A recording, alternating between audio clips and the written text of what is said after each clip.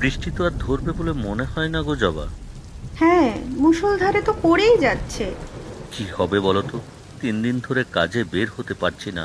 টাকা পয়সা যা ছিল সবই তো শেষ। ঘরে আনাজপাতিও তো বাড়ন্ত।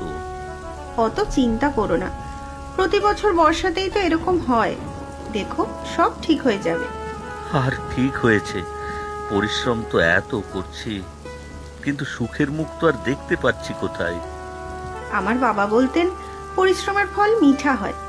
দাঁড়াও, আমি একটু চা করি, লাল চা, মাথা ঠান্ডা করে খাও তো দেখি। তুমি এত দুঃখ কষ্টের মধ্যেও মাথা এত ঠান্ডা রাখো কি করে তা বুঝি না। আমি তো দুশ্চিন্তায় চোখে অন্ধকার দেখছি। জন্ম থেকেই গরিব ঘরে বড় হয়েছি গো। অভাব অনটন সে তো নিত্য সঙ্গী। হাল না ছেড়ে লড়াইটা চালিয়ে যাওয়াই তো জরুরি। বাবা গরিব হলেও সৎ মানুষ ছিলেন, তাকে দেখেই শিখেছি।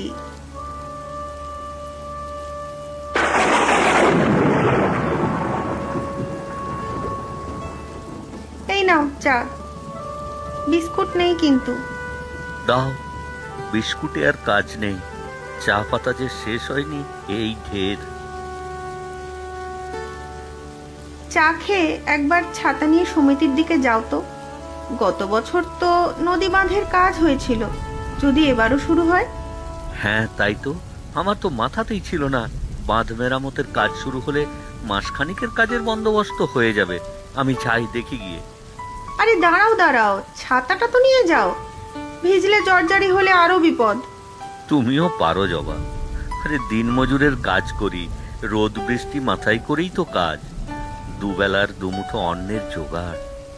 যখন কাজ করবে তখন দেখা যাবে, এখন তো ছাতা নিয়ে যাও। আচ্ছা ঠিক আছে।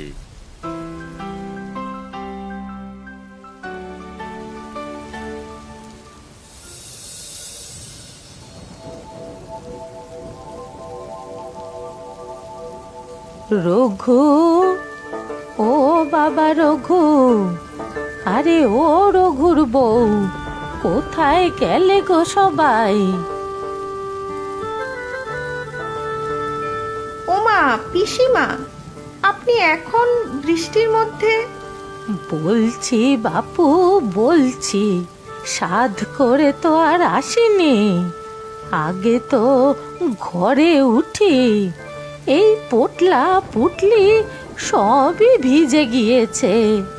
হ্যাঁ হ্যাঁ, আসুন আসুন, পোটলাটা দিন আমার কাছে। না না, আমি রাখছি। থাকার মধ্যে তো শুধু এটাই আছে, বাকি তো সব শেষ। ওমা, কেন, কি হয়েছে পিসি? আপনি বসুন বসুন এখানে। আর কি বলবো বৌমা, নদীর পাশে ভিটা, ভাঙনে এইবার খুব খারাপ অবস্থা। গ্রামের প্রায় অর্ধেক বাড়ি ঘর জমি সব নদীতে তলিয়েছে। আমার ঘরের তো প্রায় সেই অবস্থা। সর্বনাশ, কি যে ভয়ঙ্কর কাণ্ড! তার বলছি কি, কাল রাতে সে কি ভয়ঙ্কর নদীর স্রোত, বাড়ি তো প্রায় ভেঙেই পড়ে। সকালে পুলিশ আর ওই সরকারি কর্তারা বাড়ি খালি করে দিতে বললে, তাই তো চলে এলুম। তা ভালোই করেছেন পিসিমা। তার রঘু কোথায়? তাকে তো দেখছি না কো। বাড়িতেই ছিল, এই একটু আগেই বের হলো। ও, ওকে দিয়ে আমার অনেক কাজ আছে। তা আসুক ফিরে, আপনি ঘরে গিয়ে বসুন, আমি চা নিয়ে আসছি। হ্যাঁ, একটু বেশি করে চিনি আর দুধ দিয়ে বানিও তো। পাতলা চা আমার গলা থেকে নামে না গো। দুধ চিনি? হ্যাঁ, বেশি করে দিয়ে চাটা বানাও তো। দুধ চিনি তো কিছুই নেই, কি করি এখন? পাশের বাড়ির রাধার কাছ থেকে নিয়ে আসবো, যদি কিছু ভাবে। না, আনতে তো হবেই, নিয়েই আসি।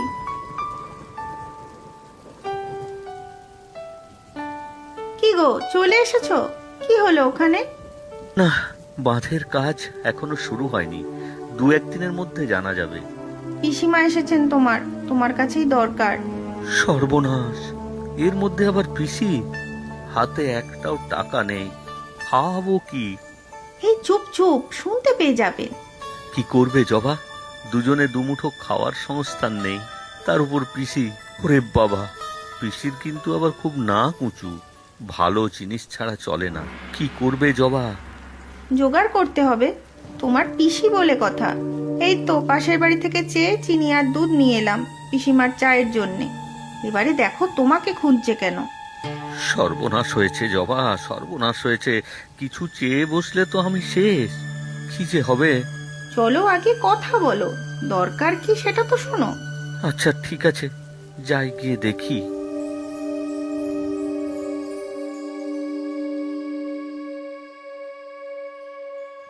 ও পিসি, কেমন আছো?